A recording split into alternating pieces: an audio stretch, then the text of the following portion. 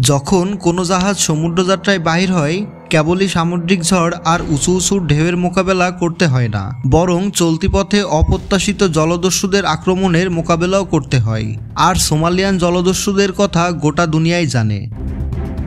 একটা গবেষণা এসেছে, জাহাজ কোম্পানিগুলোর বছরে $16 বিলিয়ন লোকসান গুনতে হয়। সমুদ্রযাত্রায় বিলম্ব এর একটা কারণ, তবে সবচেয়ে বড় কারণ জলদস্যুদের উৎপাত।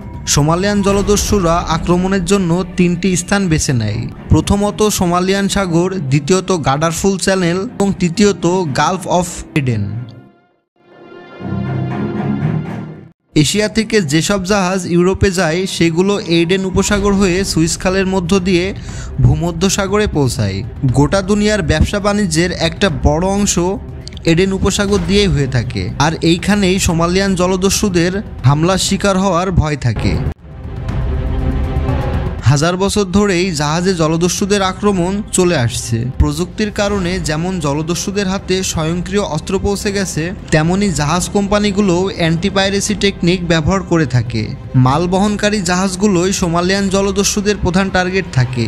এই জাহাজে ক্রুজ সংখ্যা কম এবং পণ্য থাকে কোটি ডলারের। অধিকাংশ জলদস্যু বাহিনীর লক্ষ্য থাকে ক্রুদের মেরে ফেলা নয়, বরং তাদের জীবিত রাখা। লক্ষ্য থাকে জাহাজের ক্যাপ্টেনকে অপহরণ করা, নয়তো জাহাজকে জিম্মি করে জাহাজ কোম্পানির কাছ থেকে লাখ লাখ ডলার দাবি করা।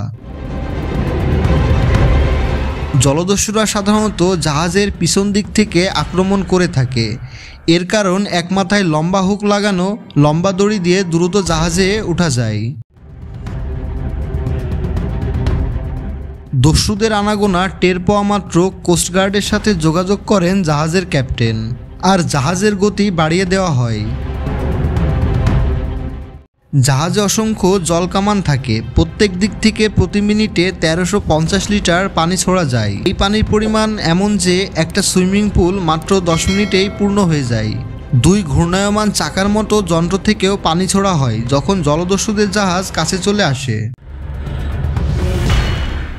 এই দুটি প্রযুক্তির পর তৃতীয় আরেকটি কৌশল ব্যবহার করা হয়, এর নাম প্রি-ট্র্যাপ।